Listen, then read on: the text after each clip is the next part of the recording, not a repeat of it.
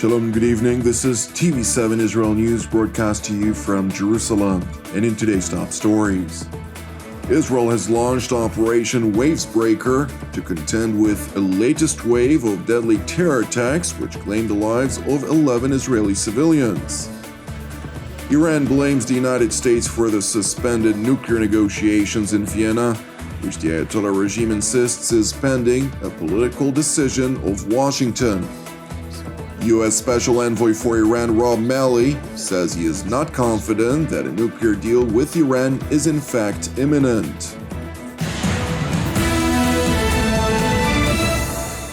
Israel has launched Operation Wavesbreaker to contend with the latest wave of deadly terror attacks which already claimed the lives of 11 Israeli civilians.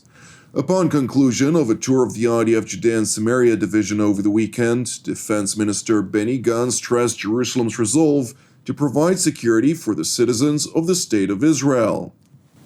אני מסיים סיור באוגדת איו"ש שמתוגברת באלפי לוחמים וחיילים בעומק השטח וגם על מרחב התפר. אנחנו נמשיך לבצע מעצרים ויוזמות בהגנה ובהתקפה ונשים את ידינו על מי שמבקש לפגוע באזרחי ישראל בכל מקום ובכל זמן. Jerusalem's top defense official, who held a comprehensive security assessment together with the IDF Central Command Commander, Major General Yehuda Fuchs, continued by urging the Palestinians to maintain calm, which would enable Israel to follow up on a series of humanitarian measures that were prepared ahead of the Muslim month of Ramadan. לקראת חודש הרמדאן אני מאחל לפלסטינים רמדאן כרים, אבל אני קורא להם לשמור ולפעול למען השקט. כי רק ככה נוכל לאפשר כניסה לישראל וצעדים נוספים שאותם תכננו. Separately, Israeli Prime Minister Naftali Bennett held a comprehensive situation assessment of his own with the director of the Israeli security agency Shin Bet, Ronen Bar, and the IDF Central Command Commander, Major General Yehuda Fuchs. Prime Minister Bennett further noted that in a joint operation of the Israel Security Agency, the IDF, and the National Police Counter-Terror Unit Yamam, an imminent terror attack was successfully prevented over the weekend. במהלך סוף השבוע כוחות שב"כ וימ"מ יחד עם כוחות צה"ל סיכלו פיגוע חם בדרך ליעד. כמו הפיגוע הזה יש למחבלים כל מיני רעיונות, ולכן אנחנו בדריכות על, גם שב"כ, גם צה"ל, גם משטרת ישראל, לזהות כל שביב רעיון או תכנון לפיגוע כדי לסכל את זה מבעוד מועד. גם פה לאורך קו התפר, צה"ל בנוכחות C במאות נקודות של פרצות, והמטרה שלנו היא לשבור את הגל. The prevented terror attack, which Prime Minister Bennett referred to, included a militant cell belonging to the Iranian proxy Palestinian Islamic Jihad, which sought to execute an attack similar to the murderous acts of terror that claimed the lives of 11 Israeli civilians last week. הגענו לשטח, נערכנו על 3 איתורים בטול כרם ובשוויקה. בשלב מסוים קיבלנו אינדיקציות לגבי תנועה שלהם לכיוון ג'נין. החיבור לתשתיות ג'יהאד אסלאמי בג'נין הביא בסופו של דבר לזה שהצלחנו להתחבר לחוליה. בשעות אחר הצהריים החוליה השתלבה בתוך תהלוכה של חמושים במחנה הפליטים ג'נין, ובשעות הערב אנחנו מבינים שהחוליה אמורה לצאת לבצע פיגוע בטווח הזמן המיידי בתוך תחומי הקו הירוק. Upon the moment of interception, the Imam special operatives thwarted the vehicle's advance by targeting its tires in accordance with the rules of engagement. Nevertheless, the Islamic Jihad cell of 3 militants refused to heed calls for their surrender and opened fire toward one of the Imam operational teams and managed to wound 4 of them, including Chief Superintendent S, who sustained severe injuries before the terror cell was successfully neutralized. 4 פצועים הגיעו לבית החולים, 2 קל, מפציעות רסיסים, נבדקו כבר אתמול ושחררו. 2 נשארו לאשפוז בבית החולים, 1 פצוע קשה. פצוע קשה יותר, יש נזק? אני מעריך שלא צפוי נזק לטווח הארוך. Police Commissioner Yaakov Shabtai subsequently met with the Imam Special Operations Service member, Sergeant Major B, who sustained light wounds to his legs. הרגשתי את המטחים. עכשיו, כבר הכוחות סגרו והכוחות... הוא ירה על הרכב שלנו עוד שהיינו בכיתה שלנו. ירה באוטומט? כן. אבל זה התפקיד והעבודה. אני שמח שזה עליי ולא בישראל, כי אחד משמעיים הם עובדים אותנו, הם בישראל עושים פיגוע, זה ברור לכולם, זה ברור לזה. בשביל זה אנחנו פה, אבל לא... אז קודם כל נשאר כוח.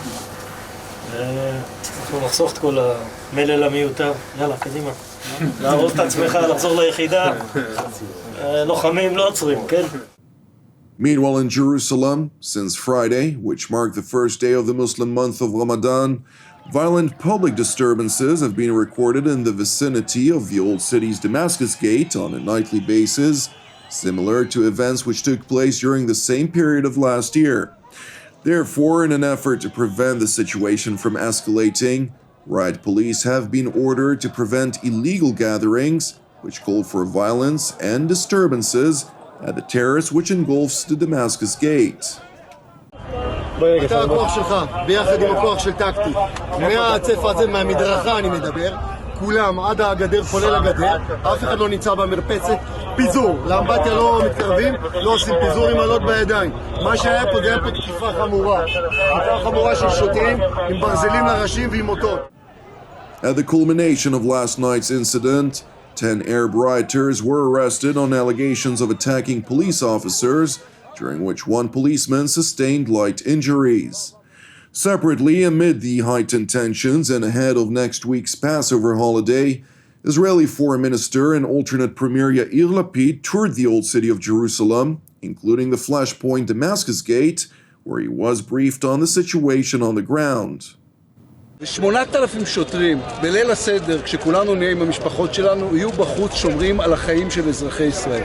זו תקופה קשה, זו תקופה מתוחה, אבל יש לנו משטרה שאפשר לסמוך עליה, שתעביר אותנו את התקופה המורכבת הזו. Turning to the Iranian capital Tehran, where Iran's foreign ministry spokesman Saeed Khatibzadeh rebuked the Biden administration for the suspension of the nuclear negotiations in Vienna, which the Ayatollah regime insists is pending the political decision of Washington to remove the Islamic Revolutionary Guards Corps from the State Department's designated list of foreign terrorist organizations. آقای بایدن و کاخ سفید تصمیمش رو نگرفت و متاسفانه کل یک توافق رو گروگان مسائل حزبی و داخلی خود آمریکا کرده. همون رویکردی رو داره پیش میگیره که منجر به شکست بسیاری از توافقات بین المللی شد. In contrast, the Iranian leadership has at least publicly rejected any U.S. demands regarding scaling back the Islamic Revolutionary Guards Corps' aggressive behavior throughout the greater Middle East region and beyond. طبیعی هم هستش که ایران و ایرانی نمیتونه از حق و منافع خودش بگذره. ما ملت صبوری هستیم اما تا ابد صبر نمی‌کنیم و منتظر هیچ کسی نمیمونیم. It is important to know that Iran's foreign ministry spokesman echoed previous remarks made by senior Iranian advisor Kamal Harazi, a former foreign minister of the Ayatollah regime, who insisted that the matter of delisting the IRGC was a national priority for the Islamic Republic and stressed with conviction that an agreement pending U.S. capitulation remains imminent. Yes, it's imminent, but it depends on the political will of the United States. It was the United States which withdrew from the deal.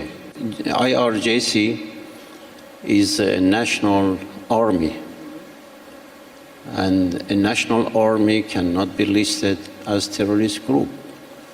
And certainly it is not acceptable. That is very important for Iranians.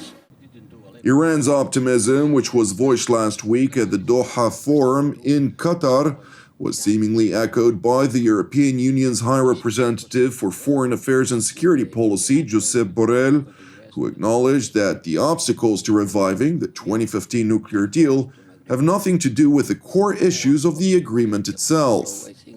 The first thing to do is to avoid Iran becoming a nuclear power. JCPOA was working well. until the unilateral withdrawal of the US under the administration Trump. And now we are very close to an agreement. And I hope it will be possible, because now we are discussing about collateral issues that have nothing to do with the core of the nuclear deal. So I think I can bring a hope. But the work has been hard, and we are reaching an end. In contrast to Iran's expectation that the United States will eventually capitulate to its demands, U.S. Special Envoy for Iran Ram Mali noted last week that while nearing the end, Washington is not confident that a nuclear deal was in fact imminent. We're pretty close to a deal, but we've been pretty close now for some time, and I think that tells you all you need to know about the difficulty of the issues that remain. But I could say the sooner we get back into the deal, which is in our interest, and we presume in Iran's interest, the more faithfully we implement it, and the more we could build on it to address other issues between us and Iran and between Iran and the region, the longer, the more sustainable, the more solid, and the more beneficial, mutually beneficial the deal will be. Thank you for watching us. As part of TV7 Israel's daily prayer initiative, I would like to encourage you to persist with prayer for the situation involving Russia and Ukraine, for their people's salvation and peace, alongside prayers for our persecuted brothers and sisters worldwide, in addition to our ongoing prayers for the peace of Jerusalem and the salvation of Israel. I'm Jonathan Essen, wishing you a Shavua Mevorach, and we will see you again tomorrow at the same time.